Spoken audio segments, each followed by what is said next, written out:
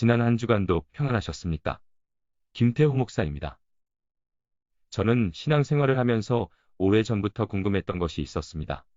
세상을 살면서 보니 어떤 친구들은 훌륭한 믿음을 가진 부모에게서 태어나 훌륭한 신앙 교육을 받고 재정적으로도 유복할 뿐 아니라 좋은 대학에 들어가 승승장구하면서 모든 사람들의 부러움을 받는 삶을 살아가는 친구들이 있는 반면, 어떤 친구들은 하나님을 모르는 주정뱅이 아버지 밑에서 태어나 가난하고 좋은 교육도 받지 못하면서 살아가다가 나중에 하나님을 만나 겨우 신앙생활에 입문하게 되는 친구들도 있다는 사실입니다. 성경 인물들을 봐도 그러합니다.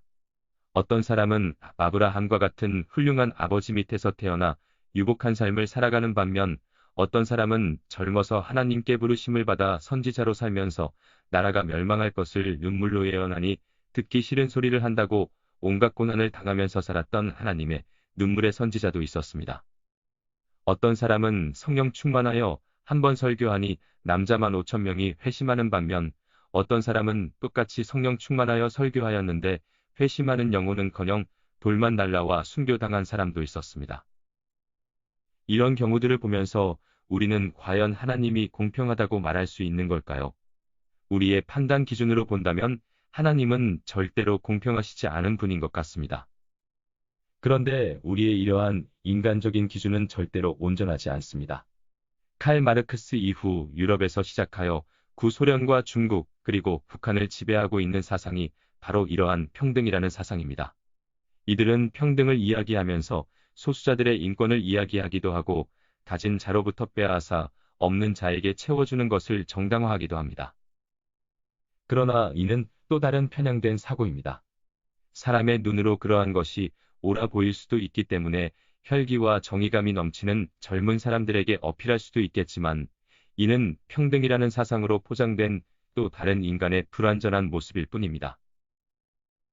이러한 사실을 알 수 있는 이유는 이러한 사상으로 세상을 지배하려 하였던 국가들이 모든 국민들에게 질 높은 삶을 제공하는 평등이 아니라 몇몇 기득권 세력에게 부와 권력을 집중시키기 위해 다른 모든 국민들에게는 질 낮은 삶을 강요하고 희생시키는 평등이었다는 사실이 증명되었기 때문입니다.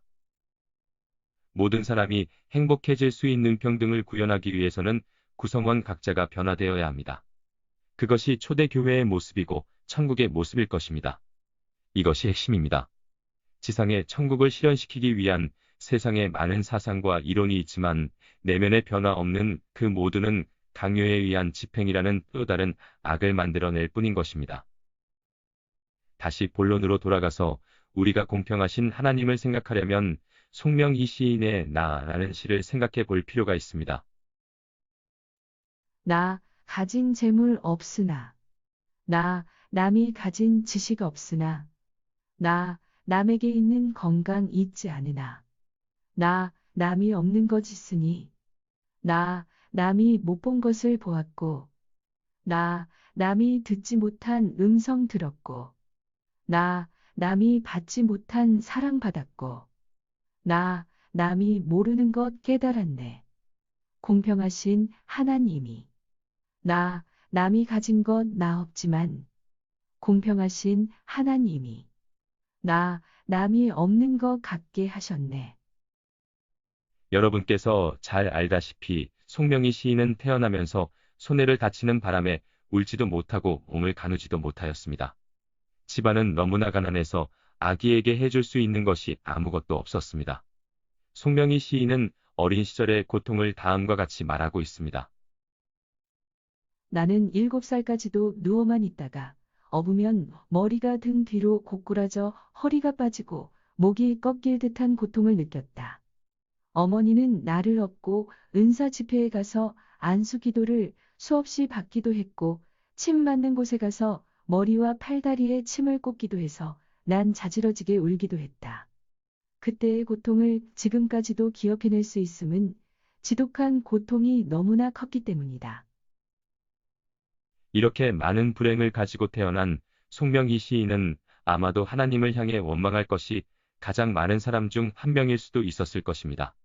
사람들이 송명희 시인의 나라는 노래를 들으면서 크게 은혜를 받는 이유는 하나님을 원망할 수밖에 없는 그녀의 입에서 하나님이 공평하다고 고백하면서 감사하고 있기 때문입니다. 이는 일반 사람들이 할 수 없는 놀라운 고백이고 우리에게 감동을 주는 모습이지만 우리는 송명희 시인의 이러한 모습을 보면서 은혜 받는 것으로 끝내서는 안 됩니다. 우리는 송명희 시인이 그러한 고백을 할 수 있는 이유가 어디에 있는지 생각해 보아야 합니다.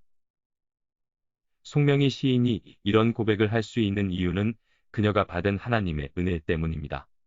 그러한 은혜는 하나님과 그녀 사이의 비밀이고 그 누구도 이해할 수 없는 깊은 은혜의 세계입니다. 그리고 그 세계는 경험해 본 사람만이 이해할 수 있는 것입니다. 그녀의 간증을 보면 극동방송의 임경섭 부사장이 그녀에게 찾아와 그녀를 미국에 데려가 치료를 받게 하고 싶다고 말하였다고 합니다. 그러나 그녀는 난 이대로 사는 것이 좋습니다. 주님이 만들어 놓으신 이대로 그냥 살겠습니다. 라고 말하였다고 합니다.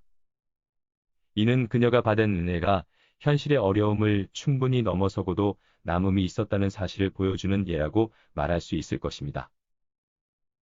그 많은 핍박 가운데에서도 신앙을 잃지 않았던 초대교회 교인들이나 북한의 강제 노동 수용소에서 온갖 고난을 받으면서도 하나님을 부인하지 않고 용광로 불 앞에서 기꺼이 생명을 내어놓은 성도들이나 자신에게 닥친 불행을 더욱 큰 하나님의 은혜를 받는 기회로 만든 송명희 시인과 같은 사람들이 바로 믿음에서 믿음으로 나아간 진정한 이 땅 위의 하늘나라 백성들인 것입니다. 그렇다면 이러한 공평하신 하나님을 성경은 어떻게 설명하고 있을까요? 다음 말씀을 보시기 바랍니다.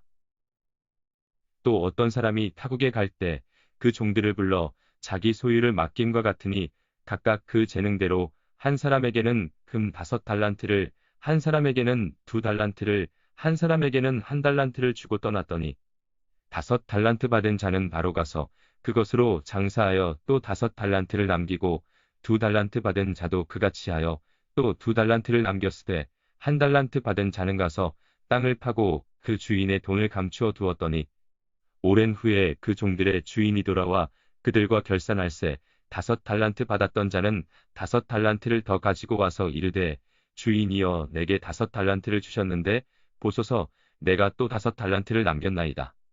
그 주인이 이르되 잘하였도다. 착하고 충성된 종아. 내가 적은 일에 충성하였음에 내가 많은 것을 내게 맡기리니 내 주인의 즐거움에 참여할지어다 하고 2달란트 받았던 자도 와서 이르되 주인이여 내게 2달란트를 주셨는데 보소서 내가 또 2달란트를 남겼나이다. 그 주인이 이르되 잘하였도다. 착하고 충성된 종아. 내가 적은 일에 충성하였음에 내가 많은 것을 내게 맡기리니 내 주인의 즐거움에 참여할지어다 하고 1달란트 받았던 자는 와서 이르되 주인이여 당신은 굳은 사람이라 심지 않은 데서 거두고 해치지 않은 데서 모으는 줄을 내가 알았으므로 두려워하여 나가서 당신의 달란트를 땅에 감추어 두었었나이다. 보소서 당신의 것을 가지셨나이다. 그 주인이 대답하여 이르되 악하고 게으른 종아 나는 심지 않은 데서 거두고 해치지 않은 데서 모으는 줄로 내가 알았느냐.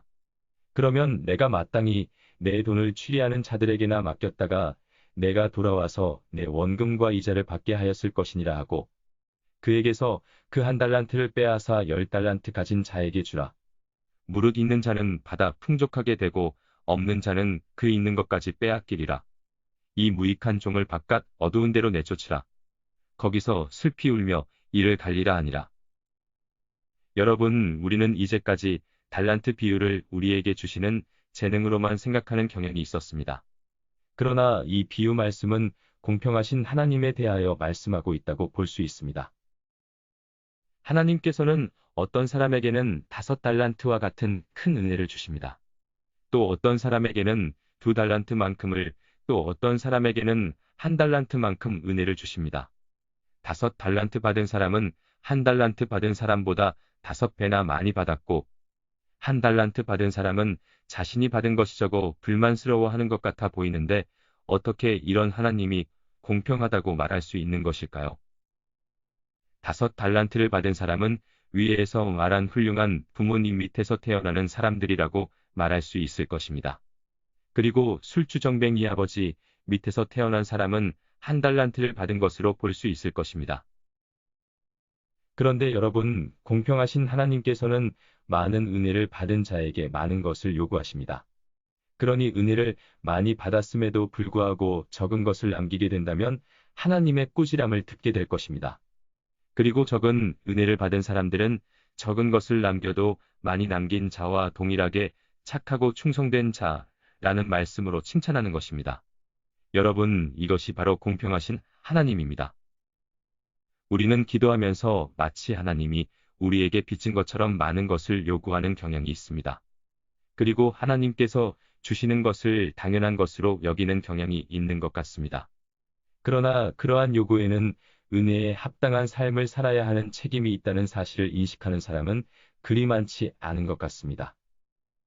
즉, 5달란트만큼의 은혜를 받은 사람이 2달란트만큼의 삶을 산다면 최후에 결산할 때 예수님께서 악하고 게으른 종이라고 책망하실 수도 있다는 사실을 기억해야 한다는 말씀입니다. 또한 하나님께서 우리에게 주시는 은혜는 그것으로 충분하다는 사실을 알아야 합니다. 위의 말씀에 따르면 각각 그 재능대로라고 말씀하고 있습니다. 이는 우리의 역량에 가장 적합한 양이 얼마만큼인지 우리를 만드신 하나님께서 가장 잘 알고 계시다는 의미입니다. 그리고 1달란트가 적은 것 같지만 이를 금액으로 따지면 1달란트는 금 약 32.2kg에 해당합니다. 현재 금 1g의 가격이 약 62,150원 정도이니 금 1달란트는 약 20억에 해당하는 금액입니다. 하나님께서 우리에게 주시는 은혜는 아무리 적어 보여도 이미 우리에게 차서 넘칠 만큼 충분한 양입니다.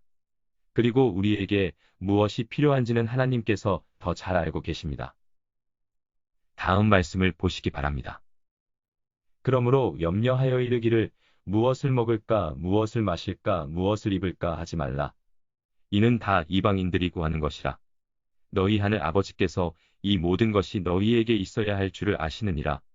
그런즉 너희는 먼저 그의 나라와 그의 의를 구하라. 그리하면 이 모든 것을 너희에게 더하시리라. 그러므로 내일 일을 위하여 염려하지 말라. 내일 일은 내일이 염려할 것이요. 한날의 괴로움은 그날로 족하니라. 앞에서 달란트를 금액으로 설명한 내용은 이해를 돕기 위해 물질적인 관점에서 말씀드린 설명입니다. 그러나 영적인 은혜는 그 반대입니다. 왜냐하면 가난하고 어려운 곳에 하나님의 눈이 머물고 그곳에 하나님의 더욱 큰 은혜가 임하기 때문입니다. 그러니 물질적으로 어려워 보이는 곳에 더욱 큰 하나님의 영적인 은혜가 임하게 되고 그러한 은혜를 받는 사람들은 그로 인하여 더욱더 영적으로 깊어지며 풍성하게 되는 것입니다. 그러니 물질적인 것을 추구하는 사람들은 하나님의 영적인 은혜를 경험할 기회가 더욱 적어지게 되고 결국 영적으로 피폐해지게 되는 것입니다. 여러분, 이것이 바로 영적인 법칙입니다. 그리고 이것이 바로 송명희 시인과 같은 사람들의 내면의 세계를 이해할 수 있는 힌트이고 예수님께서 말씀하신 달란트 비유의 결론인 것입니다. 무릇 있는 자는 받아 풍족하게 되고 없는 자는 그 있는 것까지 빼앗기리라. 부디 다가오는 한 주간도 하나님의 은혜 가운데 생활하시면서 나에게 주어진 것에 만족하고 감사하면서 사는 복된 한 주간이 되실 것을 축복합니다.